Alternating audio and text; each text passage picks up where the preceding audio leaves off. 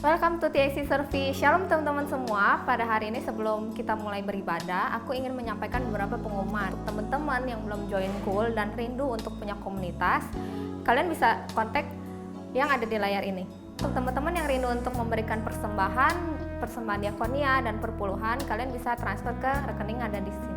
Jangan lupa untuk follow Instagram TAC di @gamecc.tac. Selamat beribadah teman-teman semua. God bless you. Shalom, apa kabar saudara? Saya percaya kita semua luar biasa. Voice of Pentecost kali ini kita membahas mengenai mamon. Pernahkah saudara melihat ada orang yang begitu kaya tetapi tidak bisa menikmati kekayaannya? Salomo memperhatikan hal yang sama dalam Pengkhotbah 5 ayat 12-13.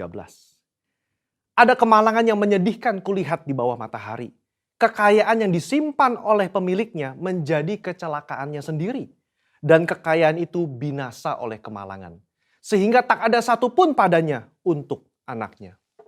Saudara, Yesus sangat memperhatikan bagaimana seseorang melihat harta materi dan mengelola keuangannya. 16 dari 38 perumpamaan yang Yesus berikan berbicara mengenai mengelola harta benda dan keuangan. Nah, kita mau melihat salah satu percakapan Yesus dengan seorang pemuda yang kaya mengenai integritas di dalam mengelola harta benda. Dalam Matius 19 ayat 16-26, tercatat tentang seorang muda yang kaya raya dan bertanya kepada Yesus cara untuk memiliki hidup yang kekal. Saya yakin saudara pernah dengar cerita ini. Dari percakapan Yesus dan anak muda ini, ada 3 hal yang dapat kita pelajari. Yang pertama, kehidupan kekal hanya ada di dalam Yesus. Pemuda ini datang dan bertanya, apa yang harus kuperbuat untuk memperoleh hidup yang kekal? Hari ini kita percaya bahwa tidak ada satu perbuatan pun yang dapat membayar jalan menuju ke surga selain percaya kepada Yesus. Kehidupan kekal diberikan kepada mereka yang percaya kepada Tuhan dan itu diterima karena kasih karunia melalui iman.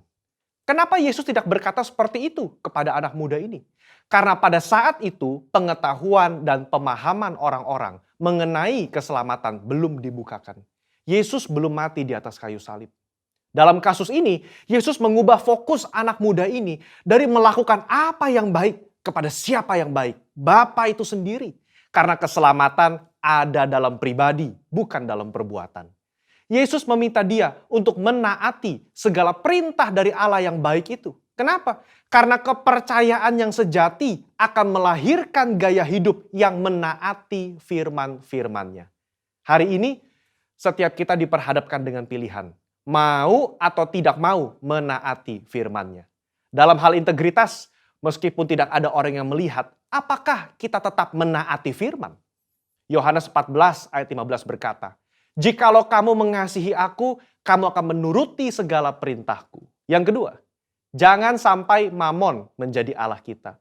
Pemuda yang kaya ini dengan yakin berkata bahwa ia telah menaati seluruh hukum Taurat yang diajarkan oleh Musa kepada bangsa Israel. Jangan heran saudara, memang salah satu kebanggaan orang Farisi adalah mereka berusaha sungguh-sungguh menaati hukum ini sesempurna mungkin. Rasul Paulus saja pernah berkata dalam Filipi 3 ayat yang ke-6, tentang kebenaran dalam menaati hukum Taurat, aku tidak bercacat. Kok bisa?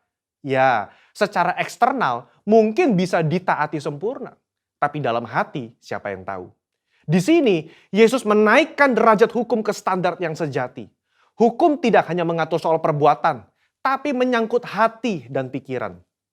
Anak muda ini begitu yakin telah menaati hukum Taurat, tetapi dia lupa soal hatinya yang terpikat dengan uang. Dia begitu sedih karena hartanya banyak dan hatinya terpaut pada keinginan untuk menjadi kaya, melebihi kasihnya kepada Allah dan kepada saudara-saudaranya. Di situ, Yesus menunjukkan masih ada yang kurang dalam dirinya dalam menaati hukum. Serta memberitahukan bahwa Allah yang disembah oleh anak muda ini sebetulnya bukan Tuhan, tetapi Mamon. Anak muda ini lebih suka menaati Mamon ketimbang menaati perintah Allah. Disinilah letak integritas hati berada. Kesesuaian pikiran dan hati terhadap firman Tuhan. Poin yang ketiga. Kita harus selalu mengecek motivasi hati kita. Matius mencatat, ketika orang muda itu mendengar perkataan itu, pergilah ia dengan sedih, sebab banyak hartanya. Kenapa dia sedih? Karena Yesus menunjukkan dengan jelas apa yang menjadi fokus utama dalam hidupnya, yaitu uang.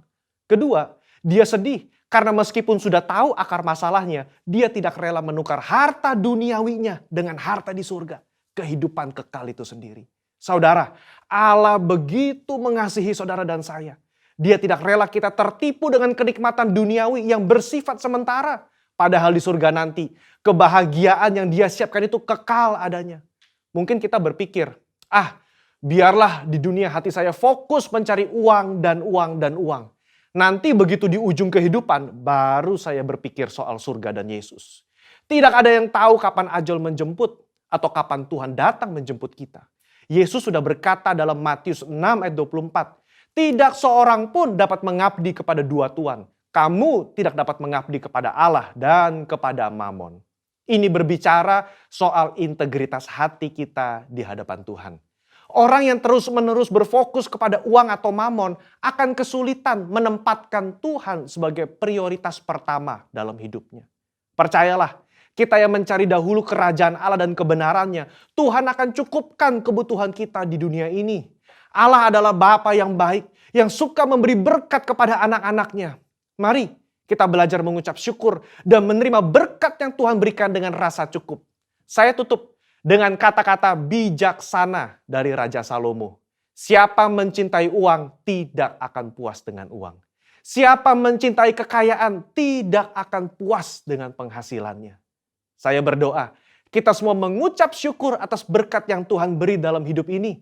Dan biarlah hidup kita terus menjadi berkat bagi orang lain. Mari berlomba-lomba mengumpulkan harta di surga, bukan di dunia ini. Saudara, untuk penjelasan lebih lengkap dari tim teologi kami, jangan lupa buka link yang ada di atas atau scan QR Code yang tersedia. Salam integritas, Tuhan Yesus memberkati.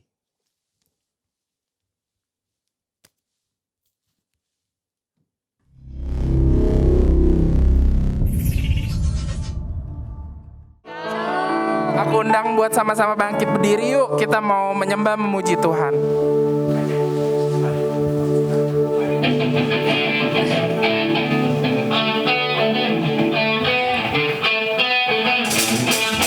Yuk kita sama-sama memuji Tuhan yuk.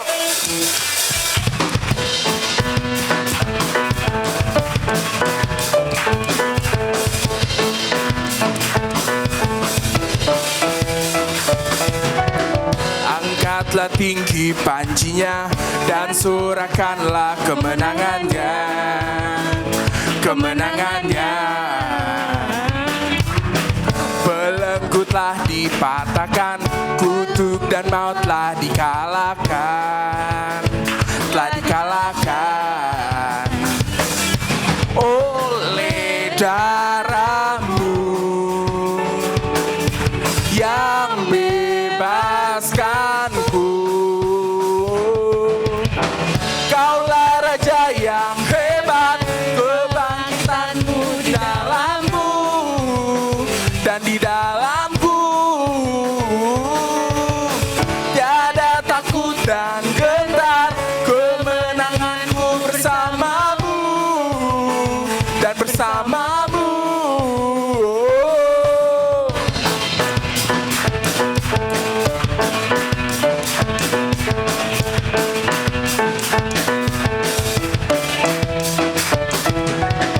Angkatlah tinggi pancinya dan sorakanlah kemenangannya.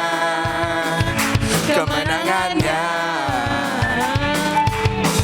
Belenggu telah dipatahkan, kutuk dan maut telah dikalahkan. Telah dikalahkan oleh darah-Mu yang bebaskanku. Kaulah Raja yang hebat, kebangkitanku di dalamku dan di dalamku. Tiada takut dan gentar, kemenanganku bersamamu dan bersamamu.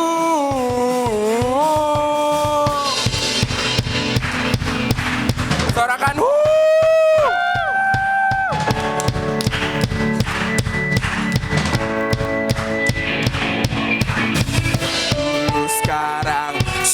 selamanya. Kau berkuasa atas segalanya. Namamu yang ku serukan. Kaulah Raja penebus yang hidup, dulu sekarang selamanya. Kau berkuasa atas segalanya. Namamu yang ku serukan. Kaulah Raja penebus yang hidup. Kaulah Raja yang hebat, kemenanganku bersamaku dan bersamaku. Tiada takut dan gentar, kemenanganku bersamamu dan bersamamu. Oh, oh, oh.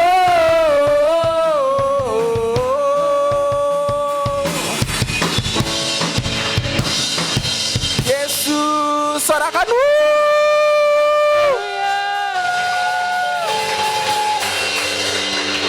Oke, sebelum kita lanjut, aku mau tanya, di sini ada sukacita, boleh lambaikan tangannya.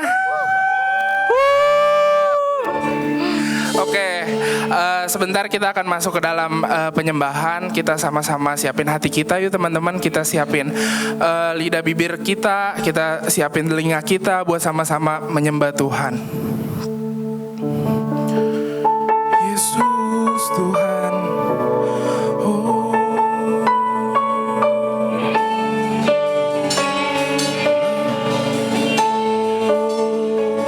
Bila kau izinkan sesuatu terjadi,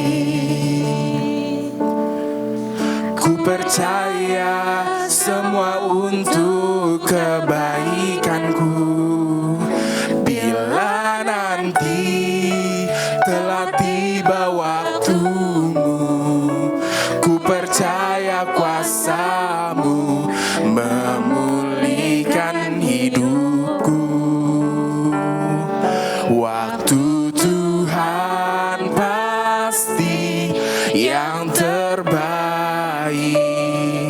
walau kadang tak mudah dimengerti.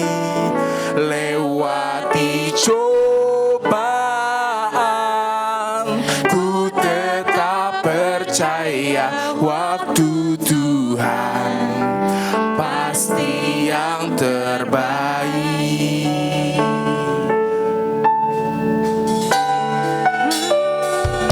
Bila kau izinkan sesuatu terjadi, ku percaya semua untuk kebaikanku. Bila nanti telah tiba waktuku, ku percaya kuasa-Mu memulihkan hidupku. Waktu Tuhan pasti yang terbaik, walau kadang tak mudah dimengerti. Lewati cobaan, ku tetap percaya waktu Tuhan pasti yang terbaik. Waktu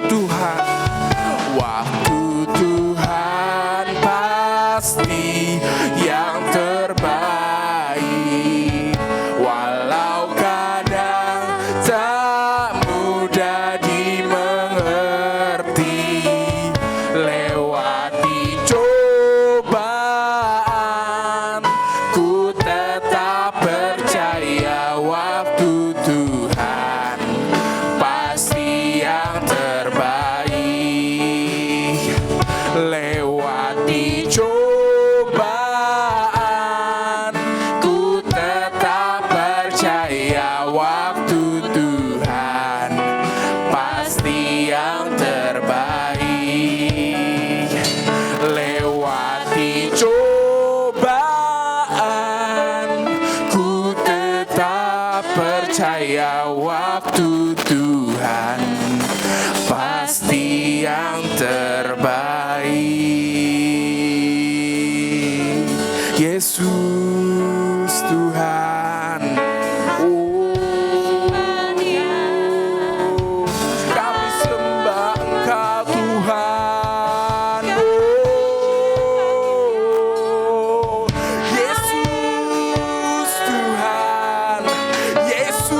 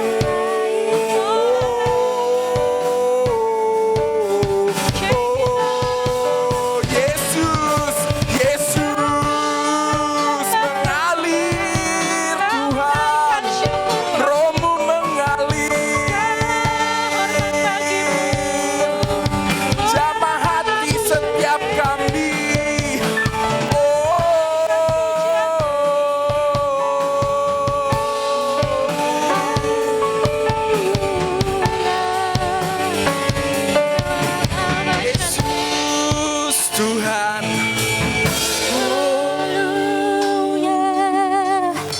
Haleluya, kami sembah Kawalan Yesus. Mari mulai angkat penyembahanmu teman-teman. Mari mulai angkat tanganmu teman-teman.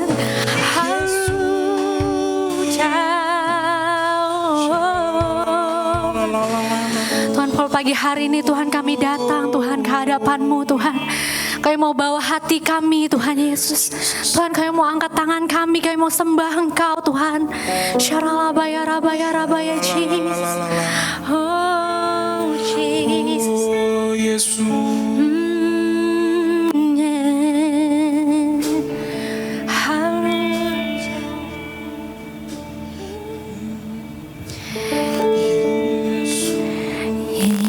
Yesus, Kau sungguh baik.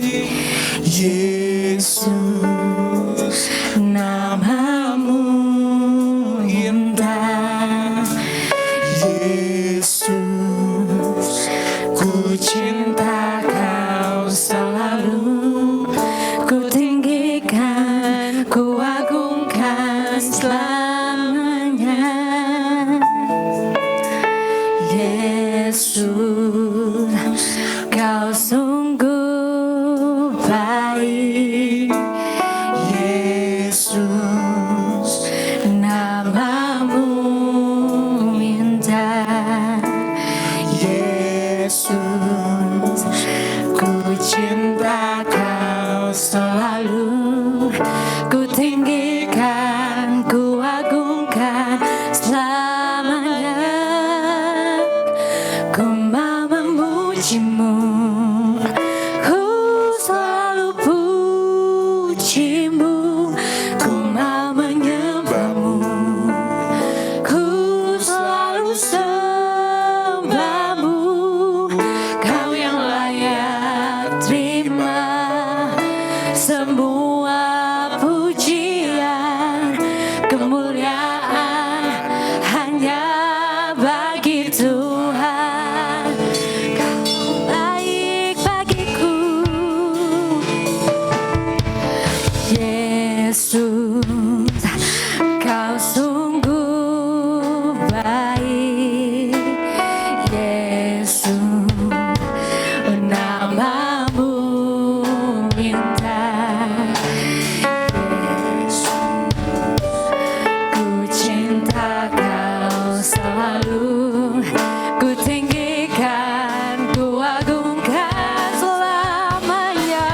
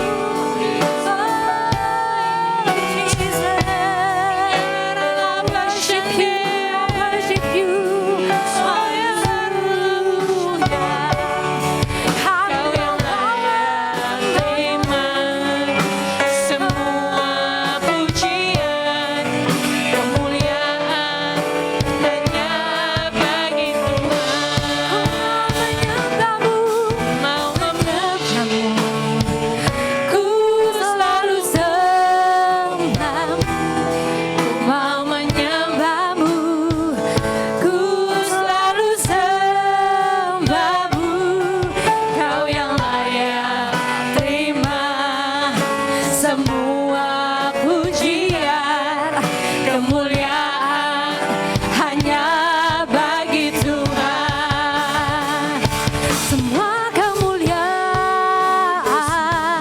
dan keagungan tertuju padamu, Tuhan dan Rajaku. Segenap jiwa dan nafasku menyembah Yesus yang hidup. Kemuliaan dan keagungan tertuju padamu, Tuhan dan Rajaku.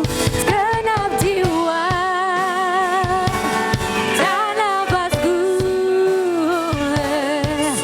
menyembah Yesus yang hidup. Mau memujimu, ku selalu mari angkat suaramu teman-teman. Ku mau menyembahmu. Ini janji setiap kami Tuhan Yesus. Kami mau selalu sembahmu Tuhan Yesus. Di seumur hidup kami Tuhan, kami mau tinggikan namamu Tuhan Yesus. Pujian, Kemuliaan hanya bagi Tuhan. Kemuliaan hanya bagi Tuhan. Kemuliaan hanya bagi Tuhan. Kasih tepuk tangan yang paling meriah buat Tuhan kita. Haleluya. Tuhan, kami mengucap syukur Tuhan Yesus buat siang hari ini Tuhan. Kalau Tuhan tibakan kami semua di tempat ini Tuhan. Tuhan, sehari ini Tuhan kami mau siapkan hati kami Tuhan. Kami mau dengar Tuhan akan firman-Mu Tuhan Yesus.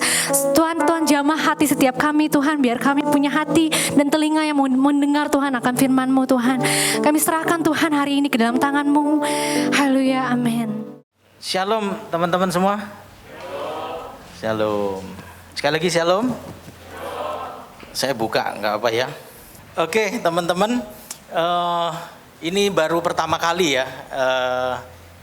TAC mengadakan ibadah lagi setelah ya 1 dan 2 bulanan lah ya.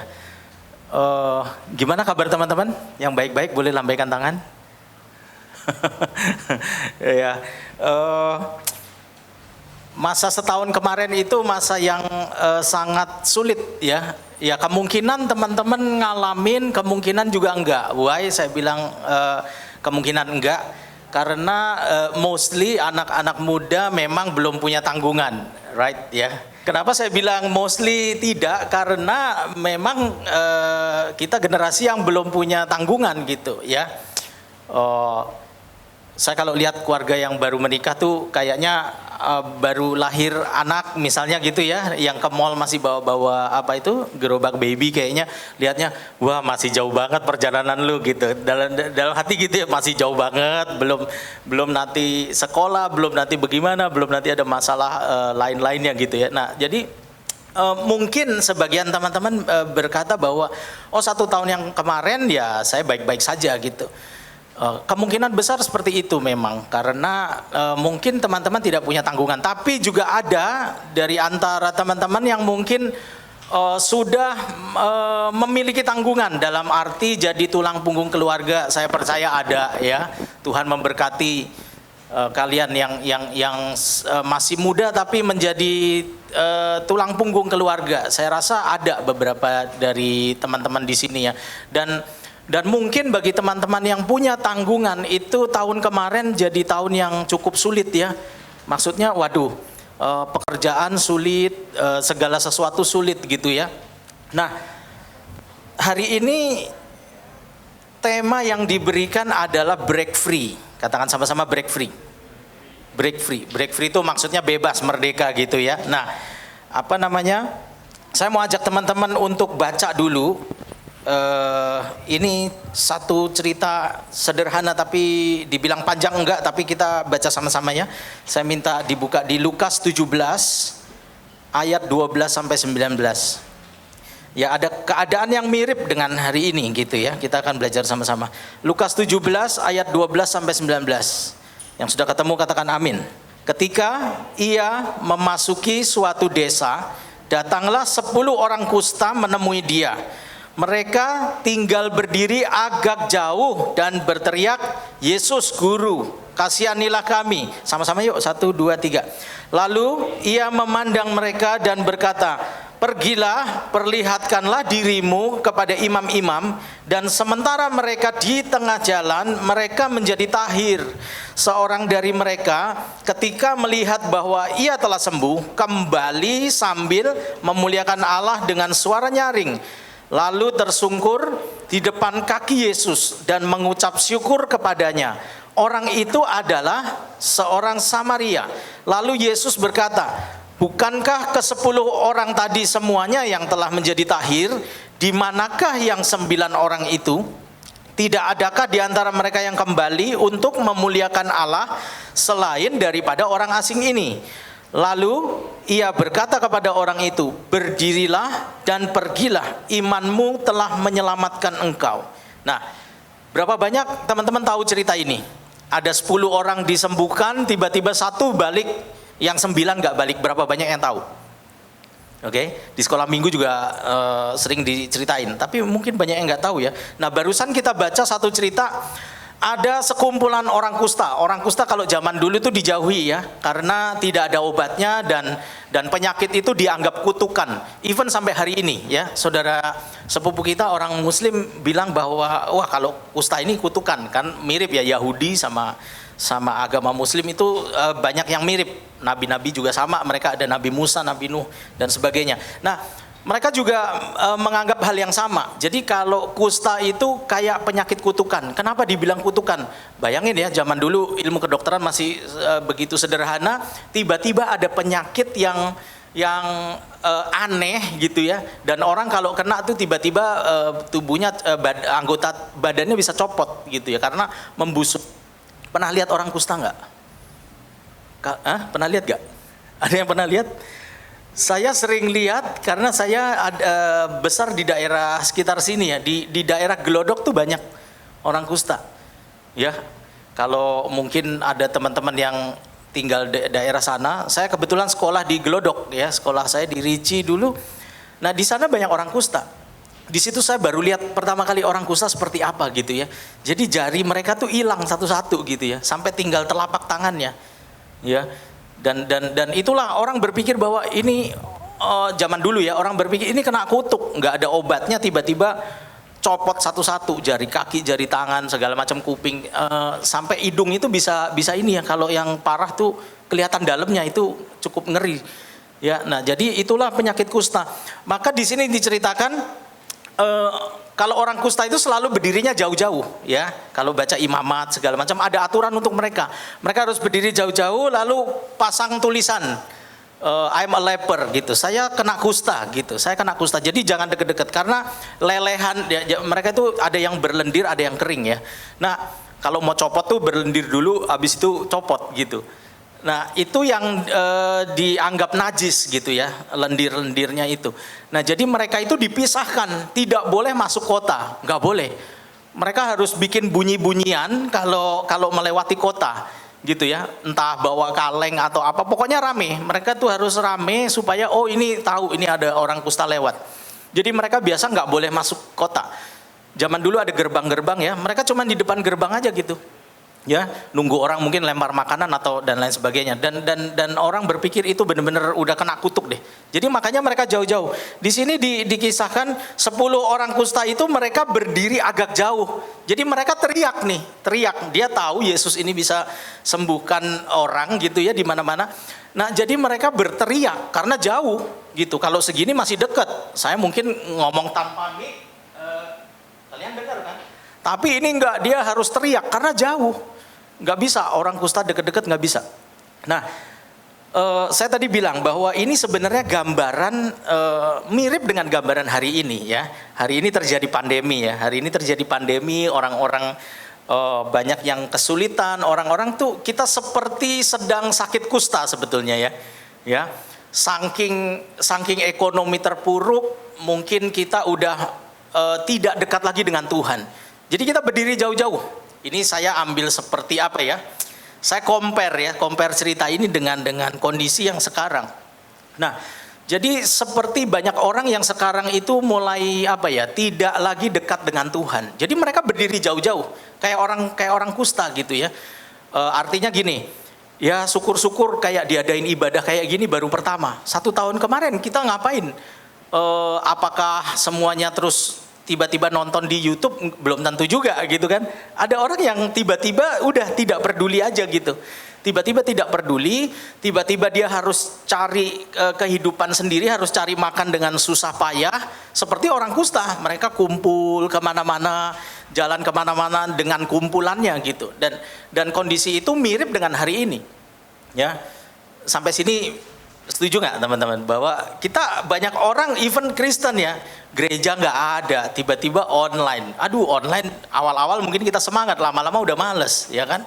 Di sini yang masih sekolah, coba yang Zoom bulan-bulan awal itu masih unik ya. Oh, unik bisa ketemu begini-begini gitu ya. Lama-lama coba rasain nggak sekolah dengan Zoom? Itu enak banget. Saya juga guru kan, saya ngajar. Lama-lama juga enak juga gitu. Nggak pernah bisa ketemu, nggak pernah bisa ajarin apa yang kita mau itu dengan real. Saya kebetulan ngajar komputer, jadi kalau ketemu di sekolah kan enak, ada komputer gitu.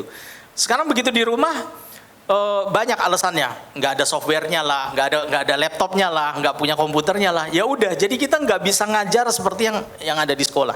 Jadi itu enaknya minta ampun. Ya, dari anak sekolah sampai orang dewasa. Mereka mengalami tantangan, even guru-guru ya, kita juga akhirnya ini gimana ya gitu ya, sekolah seperti ini, udah 1 tahun lebih.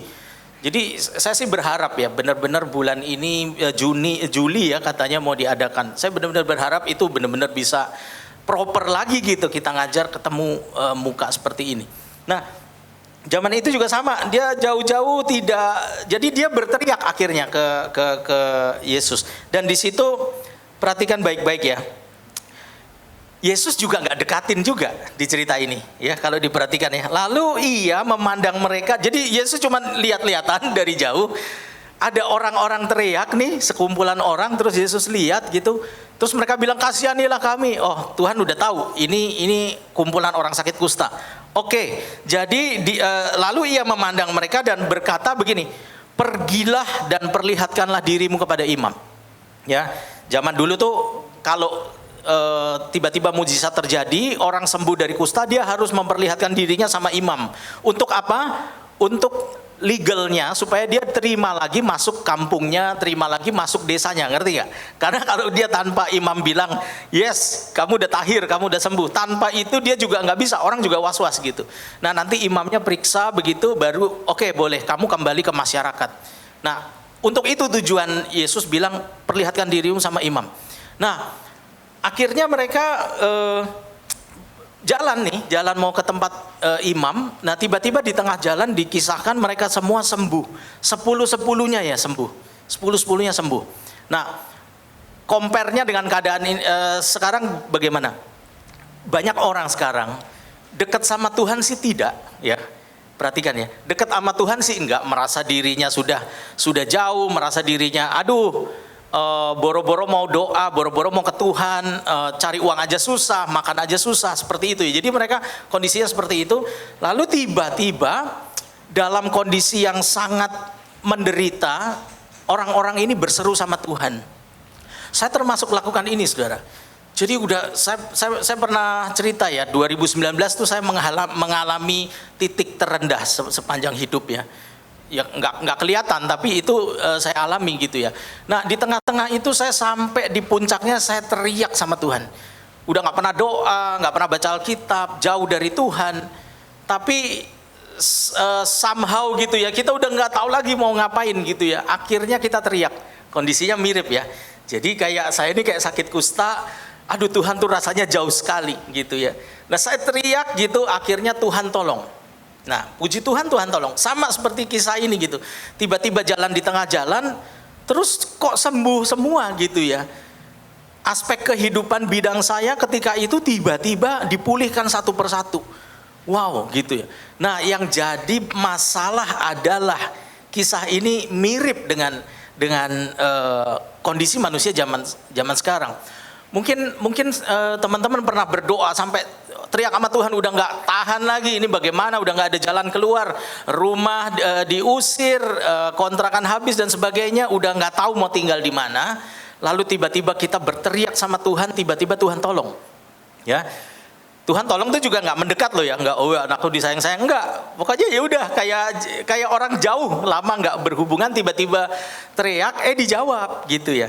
Nah, yang jadi persoalan adalah setelah kita dijawab itu, ya di cerita tadi dikisahkan, setelah orang itu sembuh loh, tengah jalan sembuh, bayangin dari kusta ya, bukan cuman sakit biasa ya, dari kusta, sakit yang paling dikutuk zaman itu, tiba-tiba sembuh. Perasaan senangnya gimana sih?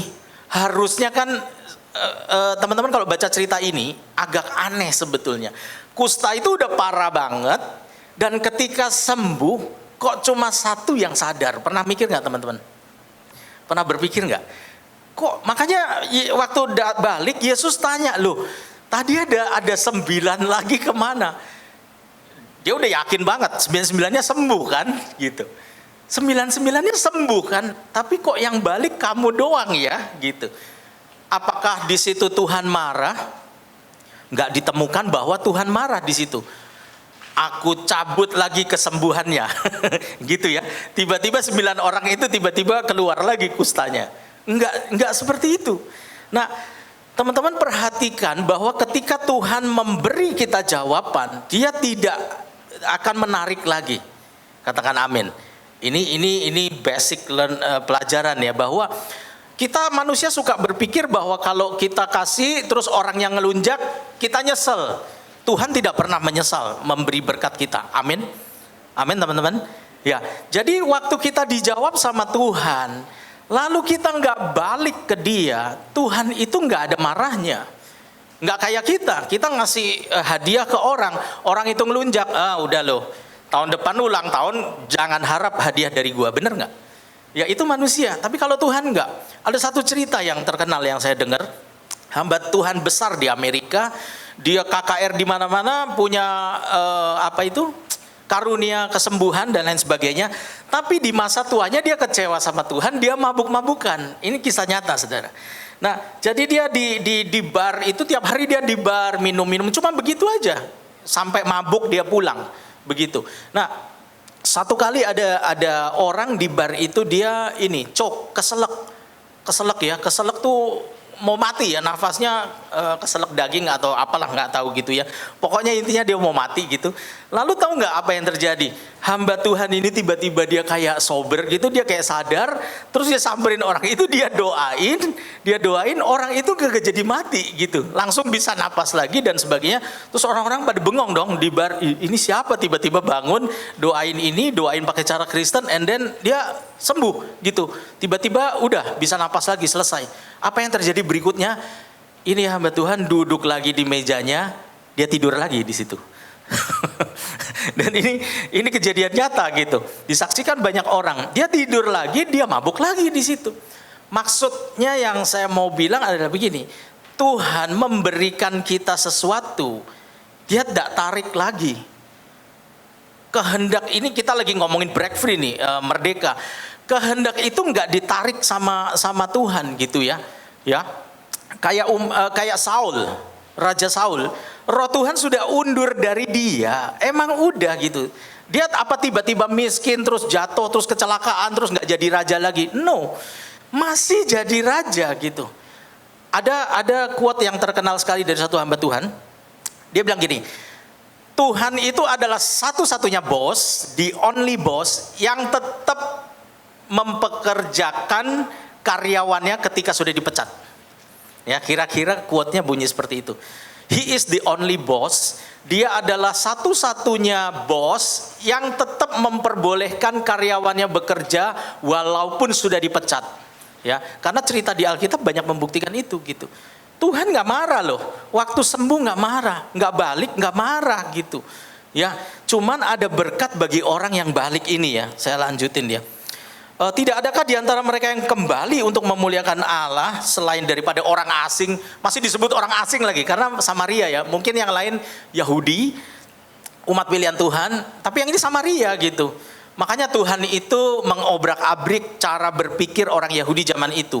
Mereka pikir, oh orang Samaria nggak layak, orang Samaria itu jahat, orang Samaria itu kafir. Kayak sekarang kita dengar ya, banyak di media sosial. Kafir, kafir, kafir. Sama, orang Yahudi kayak gitu. Orang yang di luar dia bilang kafir gitu. Orang nggak mengenal Yahweh gitu. Ya, mereka nggak percaya Yesus, tapi mereka percaya Yahweh gitu. Allah Bapa, Allah lah itulah. Nah, ya, orang di luar kepercayaan mereka bilang kafir, mirip dengan yang sekarang terjadi di negara kita gitu. Nah, itulah mereka orang Yahudi juga begitu. Mereka bilang orang Samaria itu kafir. Nah, tapi apa? Yesus tuh nggak suka dengan cara-cara seperti itu. Maka dia kasih perumpamaan apa? A good Samaritan. Orang Samaria yang baik gitu. Dia mau rubah itu mindset orang Yahudi bahwa you are equal in front of me gitu. Kamu itu sama, nggak ada kulit hitam, kulit apa gitu ya. Jadi di mata Tuhan dia mau kasih tahu, nggak ada di depanku orang Samaria, orang Yahudi, nggak ada. You are equal to me, you are my son, you are my daughter gitu. Dia mau bilang seperti itu. Makanya ada perumpamaan a good Samaritan, orang Samaria yang baik hati. Pendeta datang, ada orang digebukin, cuek, dilewatin. Imam ya, maksudnya pendeta imam. Terus ada siapa lagi lewat, siapa lagi. Sampai terakhir orang Samaria yang lewat. Tuhan sampai kasih perumpamaan kayak gitu. Supaya apa? Mindsetnya berubah gitu ya. Nah, jadi akhirnya Tuhan bilang, siapa yang balik selain kamu orang asing gitu ya. Nah, lalu terakhir ditutup dengan begini. Lalu iya, Tuhan berkata sama orang itu, berdirilah, perhatikan baik-baik, dan pergilah. Tuhan nggak bilang gini loh, oke, udah sembuh dong, udah dapat sesuatu dari saya, oke, sekarang bawain tas gue ya, gitu. Bawain tas gue masih mau jalan, masih jauh, bawain tas gue, bawain whatever, semua suruh dia, dijadiin bujangnya. Apakah seperti itu? Tidak. Kita hari ini bahas tentang kemerdekaan, break free. Ini loh yang Tuhan kasih sebetulnya. Kamu boleh dalam perjalanan kamu sembuh, kita nggak dekat sama Tuhan, tiba-tiba teriak sama Tuhan dijawab. Pernah ngalamin nggak teman-teman?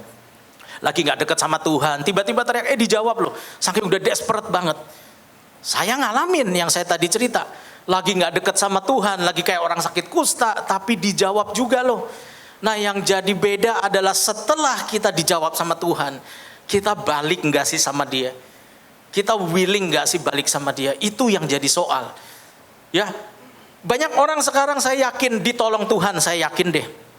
Cuma mereka nggak berasa aja. Atau mereka berasa tapi mereka bilang gini, ya udah pantas dong. Saya anakmu, kamu bapakku, kamu harus tolong saya. Jadi pantas dong, saya nggak harus ngapa-ngapain lagi gitu. Tuhan marah nggak dengan orang yang seperti ini? Sekali lagi, enggak. Kamu tetap saya berkati, tetap saya sembuhkan, tetap saya kasih peluang pekerjaan. Bedanya ada orang yang grateful, dia balik lagi. Dia balik lagi, Tuhan, saya mau lagi dekat sama kamu. Saya mau dekat lagi sama Tuhan. Saya mau lagi bersekutu sama Tuhan. Tapi most people, cerita ini mau bilang apa? Mostly. Kenapa? Ya 9:1. 9:1 itu mostly. Jadi cuma 1 yang balik dari antara 10. Jadi yang 9 itu nggak balik. Sama seperti orang hari ini, ya. Kalau dia ditolong Tuhan, dia pikir, oh ya sudah, memang begini gitu. Saya bekerja, ada digaji, ya udah dong, memang begitu. Tanpa kita pernah berpikir bahwa sebetulnya kekuatan kita untuk bekerja itu dari Tuhan. Amin, teman-teman. Ya, kita nggak mikir sisi itunya, tapi kita mikir ya udah dong, gua kerja, gua punya hasil, ya udah dong, so what gitu. Kita sama seperti 9 orang yang lain. Kita nggak lagi bersyukur sama Tuhan, kita lagi nggak pikir bahwa iya ya kalau saya sakit aja gimana coba. Kita nggak bisa kerja, nggak bisa cari uang, nggak bisa memenuhi kebutuhan kita. Itu kalau kita cuma sakit ya, gitu. Tapi ketika kita sehat, kita rasa itu biasa, bener nggak teman-teman? Waktu kita sehat, kita rasa itu biasa gitu. Sama kayak 9 orang ini, sembuh loh, sembuh. Ya udah makin kenceng ke itu apa? Lari ke imam makin kenceng, gue udah sembuh, balik ke desa, balik ke kampungnya, balik ke keluarganya. Salah nggak sih? Yesus nggak salahin mereka kok, enggak. Tapi yang satu itu Tuhan bilang apa? Berdirilah dan pergilah. Lihat ya, tetap kebebasan yang sama tetap dikasih kepada anak-anak Tuhan yang tahu tahu berterima kasih sama yang tidak tahu berterima kasih. Tetap dong, tetap pergi 99-nya nggak diandu. Kesembuhannya tidak diandu, tetap mereka sembuh gitu. Tapi buat yang satu ini, Tuhan bilang berdiri dan pergilah. Artinya gini, I give you freedom.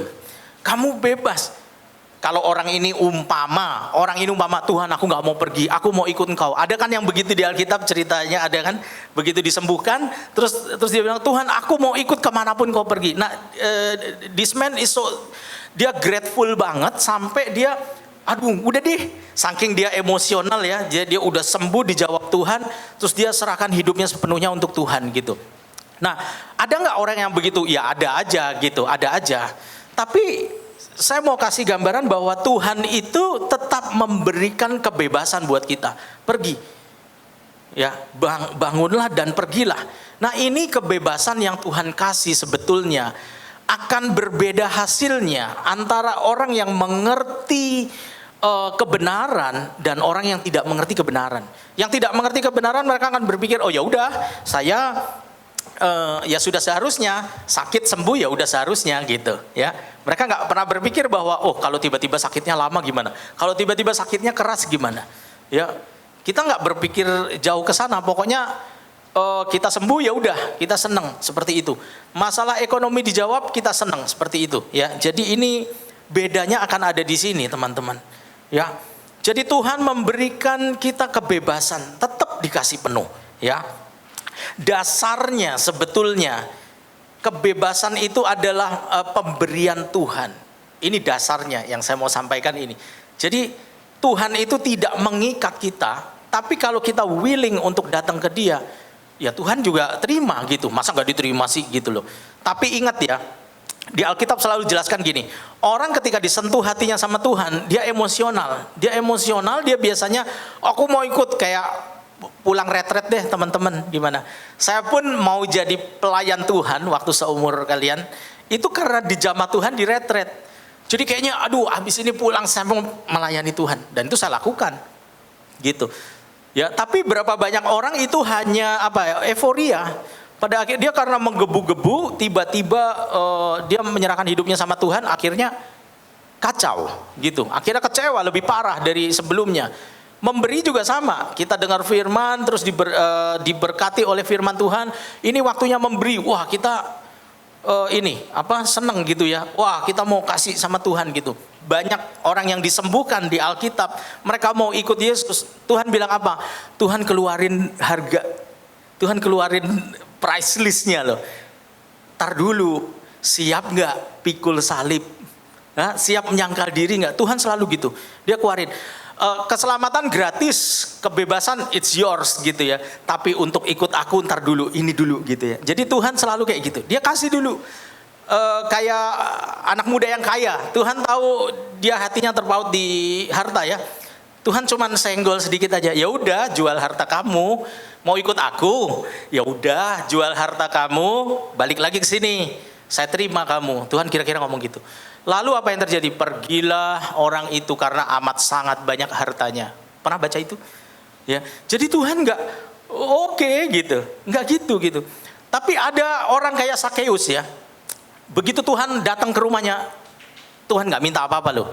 Sakeus langsung ngomong ini, Tuhan, yang aku punya aku sumbangin separuh, ya kan? Ini nggak disuruh nih, orang nggak disuruh, sama kayak satu orang yang balik tadi, nggak disuruh. Saya sumbangin separuh, dan kalau ada yang aku peras selama aku jadi pemungut cukai, aku akan ganti berapa kali? 4 kali. Yesus nggak ngomong apa-apa, cuma datang makan. Tapi lihat orang yang grateful, dia punya sesuatu yang keluar dari hidupnya, dan ini yang harus kita miliki.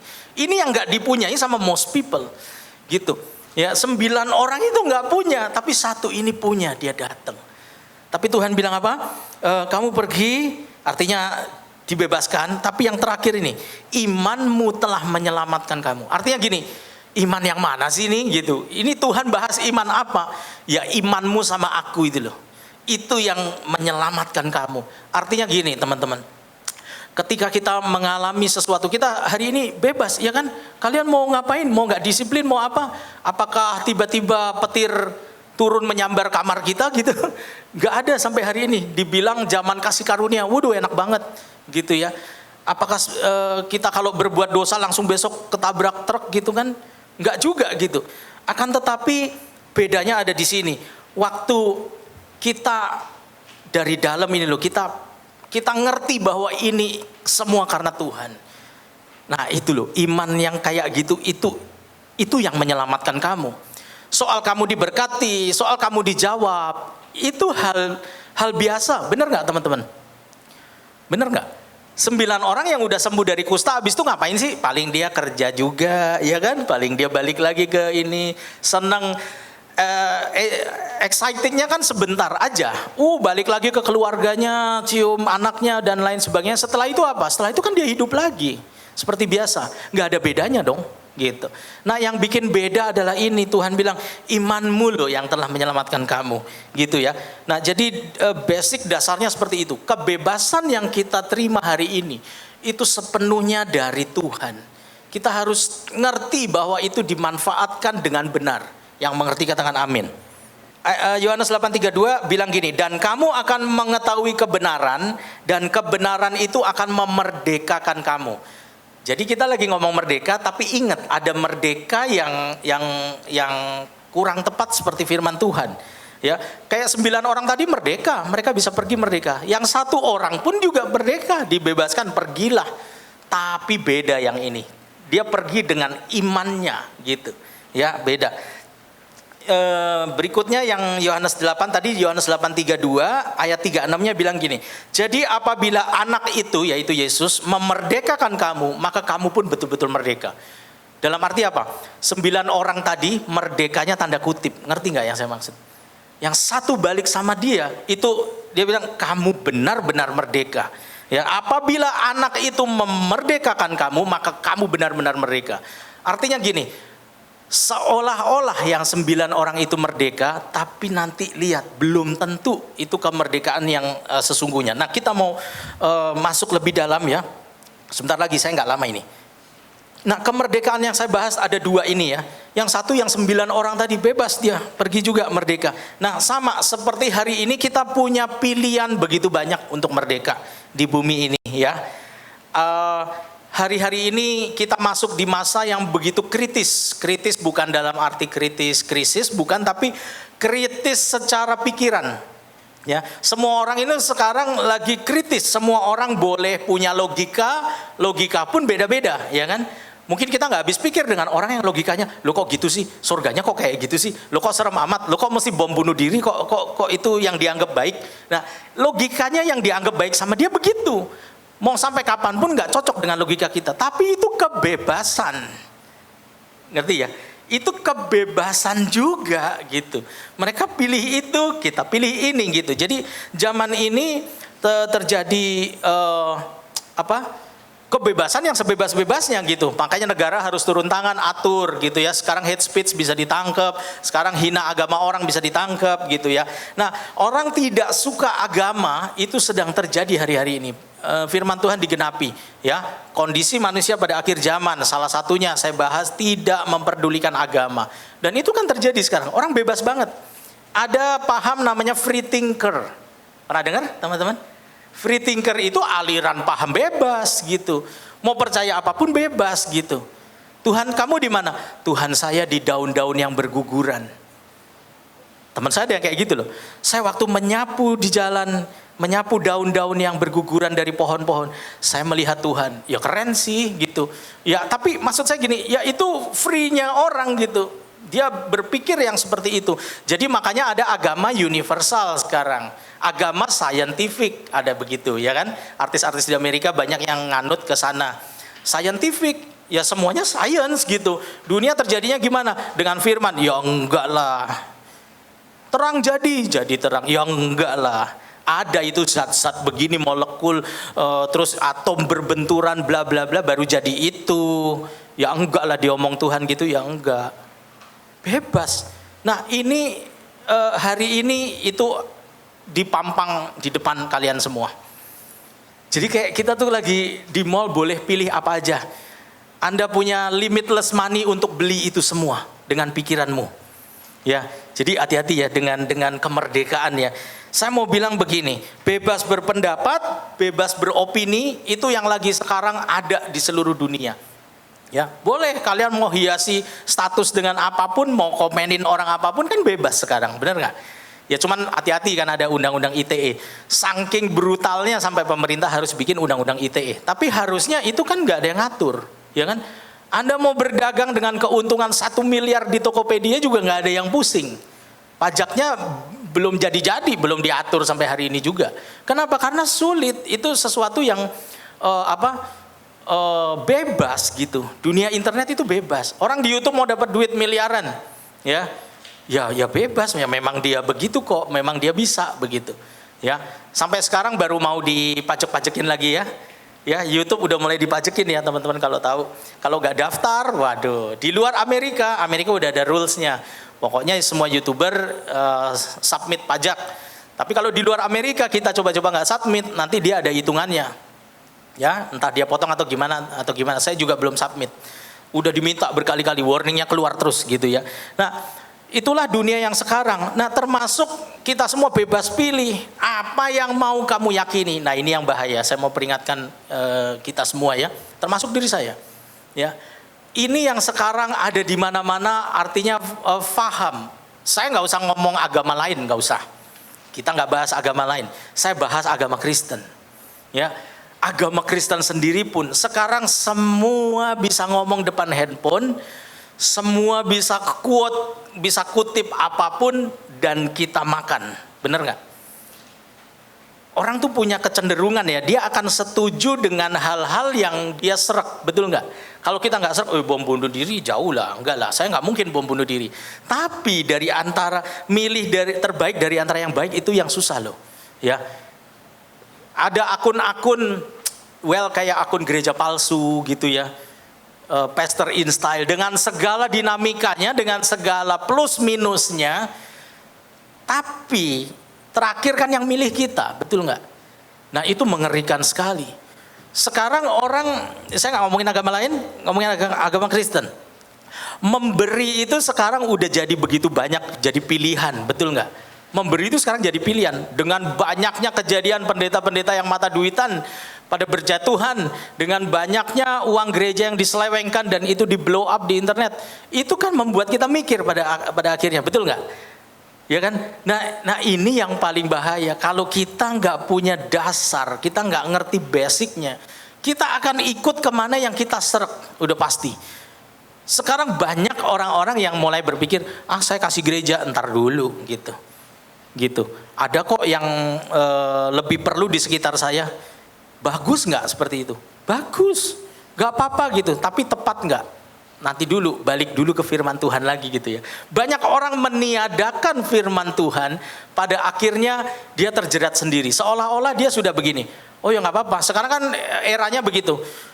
Lebih baik pria bertato, berkumis, gondrong daripada orang yang pakai baju dasi, jas, tapi bajingan, tapi yang bertato ini baik. Bener nggak? Sekarang kan seolah-olah seperti itu. Apakah itu salah? Enggak juga. Sometimes kita ketemu memang.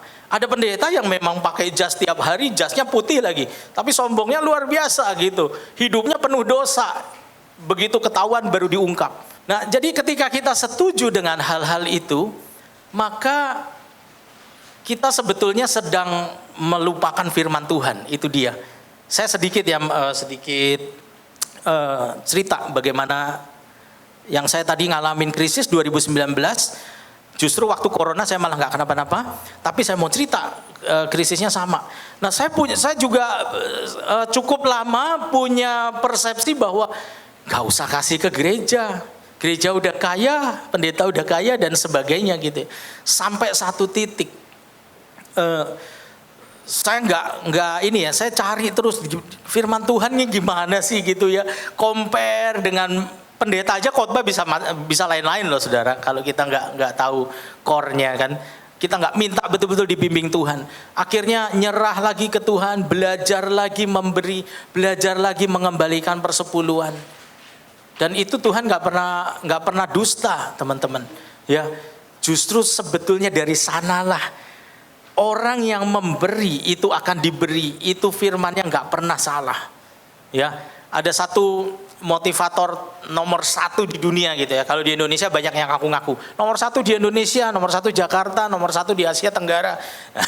Banyak banget dah jualan seminar. Tapi kalau ini orang benar-benar udah memang number 1 in the world.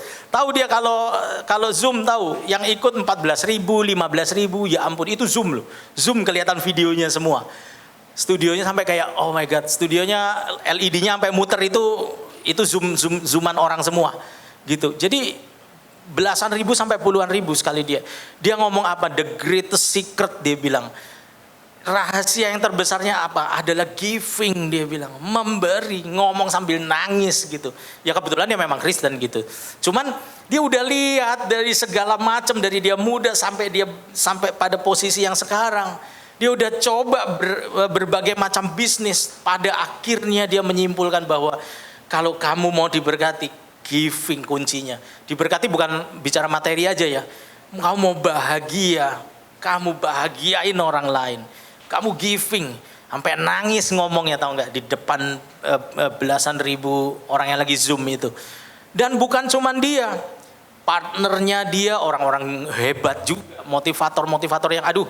Kalau Anda lihat motivator nomor 1 di Indonesia itu cuma muridnya mereka gitu. Jadi bayangin dia, ini guru-gurunya. Yang lain juga bilang gitu. Lebih detail lagi dia singkat cerita bahwa dia bisnis macam-macam. Oh ternyata udah sampai di satu titik yang paling tertinggi. Kayaknya tuh udah excellent gitu ya, udah super. Tapi dia hampa juga pada akhirnya.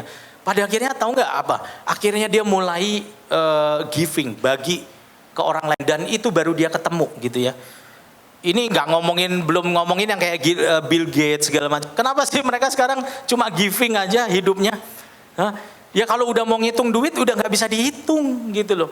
Dan itu tidak membawa mereka kemana-mana. Tapi begitu mereka lihat orang susah ditolong, mereka lihat orang yang nggak punya jalan keluar, hanya dengan uang dia bisa bantu jalan keluar. Itu dia ada sesuatu yang berharga, yang mereka semua rata sepakat bahwa life is giving gitu. Nah ini contoh kecil aja ya, bahwa waktu kita bebas untuk menentukan segala sesuatu yang di luar itu, sesungguhnya kita sedang terikat. Ya, saya bicara kebebasan yang 9 orang tadi. Anda bebas ngerokok, justru akan terikat oleh rokok. Jadi bukan bebas pada akhirnya, bener nggak? Anda bebas, oh saya bebas narkoba, nggak apa-apa. Waktu kamu merasa bebas menggunakan narkoba, justru kamu lagi diikat sama narkoba. Bener nggak? Justru lagi nggak bebas. Nggak bisa lagi kayak dulu kesehatannya. Nggak bisa lagi kayak dulu keceriaannya, psikologinya, pikirannya hancur, otaknya hancur. Kenapa? Karena terikat, harus cari lagi, dosisnya harus lebih tinggi lagi. So, kemerdekaan yang dunia beri, itu akan mengikat kamu. Bebas ngerokok, terikat rokok. Bebas narkoba, terikat narkoba. Bebas mau nonton pornografi hari ini di mana aja bisa dengan sentuhan 1 jempol. Justru kamu akan diikat sama pornografi. Amin teman-teman. Ya, jadi saya mau bicara bahwa kebebasan ini adalah memiliki 2 versi. Jadi hati-hati. Kebebasan versi dunia itu akan membuat kamu terikat. Ayat terakhir di Yohanes 8 ayat 31. Ya. Maka katanya kepada orang-orang Yahudi yang percaya kepadanya, jikalau kamu tetap dalam firman-Ku, kamu benar-benar adalah murid-Ku. Setelah ini baru tadi ayatnya, kamu merdeka, kamu benar-benar dimerdekakan. Nah kalau mundur, ini, jadi saya kalau kayak film di flashback, saya reveal di belakang. Ini loh caranya ternyata. Sebelum kamu benar-benar merdeka, ternyata Tuhan ngomong ini. Tadi kan Yohanes 8:32, 31-nya seperti ini. Ya, jika kamu tetap dalam firman-Ku, maka kamu benar-benar adalah murid-Ku. Nah maksudnya gitu. Jadi ternyata iman yang memerdekakan kamu itu yaitu Yesus. Kebenaran itu benar-benar memerdekakan kamu. Kebenaran itu memerdekakanmu, anak itu memerdekakanmu. Caranya gimana? Firman. Firman adalah Allah sendiri. Amin. Amin teman-teman. Nah jadi sebenarnya kalau ditarik core-nya adalah 2 saja. Jadi murid, pegang firman. Udah.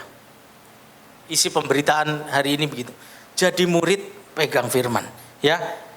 Kamu adalah benar-benar murid-Ku kalau kamu pegang firman.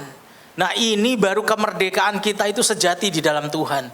Seperti satu orang yang balik tadi. Tuhan bilang pergi, tapi perginya beda. Imanmu yang menyelamatkanmu gitu. Yang 9 orang tadi pergi ya pergi aja gitu. Tapi yang satu beda, dia seperti diutus. Ya, teman-teman harus ngerti bahwa teman-teman diutus ke generasi teman-teman masing-masing. Jadi terang, bawa firman. Amin. Yang mengerti sampai di sini katakan amin. Ya, jadi jangan sembarangan. Nanti hidup pacaran, menikah, punya anak. Udah dah, saya kasih tahu dah, saya udah di tengah-tengah kan nih.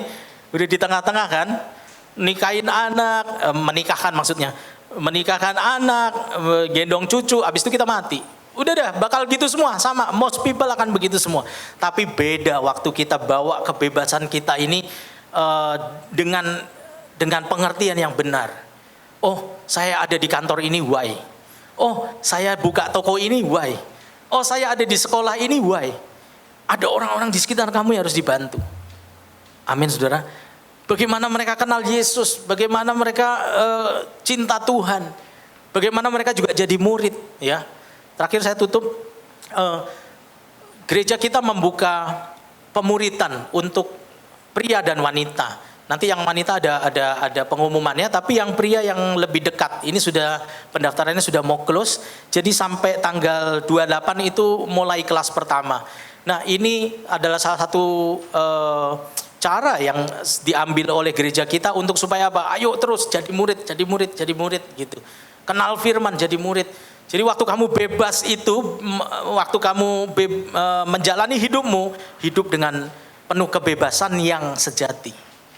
Ya, jadi diperbolehkan untuk mendaftar, ya, walaupun memang yang ikut ada loh yang tua banget ada, jomplang banget ada yang 70 loh, ada yang mak-mak juga ikut loh. Tapi ini seminar ini sudah berkati begitu banyak orang gitu ya, terutama para wanita. Mungkin kalian pikir oh masih muda gimana dong? Enggak. Saya bisa ada sampai sekarang ini karena pembekalan yang dulu. Entah di youth dipanggilin siapa, entah disuruh dengerin siapa, entah disuruh ikut retret ini, retret itu yang memperkaya saya. Ya, jadi saya mau ajak teman-teman di sini, pria wanita, jangan berpikir oh muda masih jauh, justru itu bekal. Saya nggak tahu gimana gedein anak, tapi waktu zaman youth, even married juga belum, punya pacar juga belum, pendeta khotbah tentang keluarga. Oke, saya dengerin, catet. Nanti kalau punya anak kayak gini, nanti kalau punya anak kayak gini. Sekarang begitu udah ngalamin, ya sudah gitu. Punya pengetahuan, punya firman, gitu. Jadi nggak kayak 9 orang yang itu flat aja nanti, udah nimang-nimang cucu, habis itu mati dia, gitu. Tapi nggak ada sesuatu yang waktu dia nengok ke belakang, oh ya udah biasa aja gitu. Nah beda kalau kita waktu nengok ke belakang tiba-tiba, oh kita banyak tonggak-tonggak sejarah di mana Tuhan itu berperkara sama hidup kita, di mana hidup kita dampaknya buat orang lain, itu ada begitu banyak orang-orang yang berterima kasih sama kita karena dia merasa oh sudah ditolong, sudah dibantu. Dan itu di pemuritan ini nanti. Begitu kalian nanti lulus akan ditawarkan mau nggak ikut yang selanjutnya, tapi cuman jadi mentor untuk dampingin orang lain. Jadi mentor itu bukan karena kita udah jago, bukan, tapi karena kita lebih supaya semuanya lebih teratur. Misalnya ada kuesioner yang harus dijawab, nah kalian ingetin, atau untuk sharing live juga bisa. Dan ini yang para wanita saya udah lihat ya, itu luar biasa banget. Aduh, ibu-ibu itu yang ternyata itu kepahitannya banyak di masa lalu, dan mereka bisa cerita waktu di kelompok kecil ya. Nanti ada breakout room gitu ya. Jadi ada bagusnya juga zaman sekarang Zoom, jadi lebih mudah untuk melakukan ini semua gitu ya. Bahkan orang-orang yang sekarang udah mulai nyampe ke luar negeri, orang Indonesia yang di luar negeri dengar tentang ini, mereka juga daftar. Yang wanita itu parah, udah 300 orang, dan itu selalu harus waiting list. Udah 5 kali dibuka itu selalu waiting list. Karena apa? Nggak tahu dari mana orang dengar. Sumatera, kalau Indonesia banyak ya, dari pulau-pulau semua ikut. Nah, kalau yang pria baru dimulai, ini baru batch kedua ya. Ketiga, gitu. Saya ikut yang kedua. Jadi yang ketiga ini saya ngajar nanti. Nah saya undang teman-teman, itu sangat bagus. mungkin kita nanti berteman dengan sebisa mungkin yang seumur, tapi kalaupun ada yang di atas kita itu justru bagus gitu ya. Jadi pengalaman untuk kita. Ya, jadi daftar, nanti ada pengumuman, ikut di media sosial gereja juga ada di sana. Ya, baik pria maupun wanita saya undang untuk ikut pemuritan ini. Ya, mungkin nanti bisa diadakan yang khusus untuk TAC gitu. Tapi nggak apa-apa, yang sekarang mau ikut aja gitu ya. Oke, teman-teman diberkati, amin. Saya mau lihat tangan-tangannya yang diberkati. Puji Tuhan, mari kita berdoa. Tuhan Yesus, terima kasih Tuhan, siang hari ini Tuhan, kami belajar Tuhan bahwa kemerdekaan yang kami miliki di dalam hidup kami itu sesungguhnya menuntun kepada dua hal yang berbeda. Kami ingin ya Tuhan, kami dimerdekakan secara iman kami, dan kami mengenal Yesus sejak dari usia kami hari ini sampai selama-lamanya kami tetap memegang Yesus. Tuhan Yesus, terima kasih Tuhan, biarlah segala keterikatan kami yang ada hari ini, yang kami miliki karena kami memiliki kebebasan yang salah, kami mau kembali Tuhan. Kami mau menjadi seperti satu orang yang ditahirkan dari sakit kusta, dan kami kembali pada Tuhan, dan Tuhan akan berkata sama kami, kembalilah pada hidupmu, imanmu telah menyelamatkan engkau. Di dalam kehidupan kami selanjutnya ya Tuhan, biarlah iman kami ini tetap kami jaga, biarlah Roh Kudus ini tetap melindungi dan membimbing hidup kami semua. Terima kasih ya Tuhan, meteraikan firman-Mu supaya bertumbuh dan berbuah di dalam hidup kami. Terima kasih, hanya di dalam nama Yesus kami berdoa. Mari semua teman-teman yang percaya katakan amin. Thank you buat teman-teman yang udah nonton video ini ya, dan jangan lupa komen, like, dan subscribe. Terus cek juga di video kita yang lain, itu ada konten-konten yang lainnya yang semoga mungkin bisa bermanfaat buat teman-teman semua. Dadah.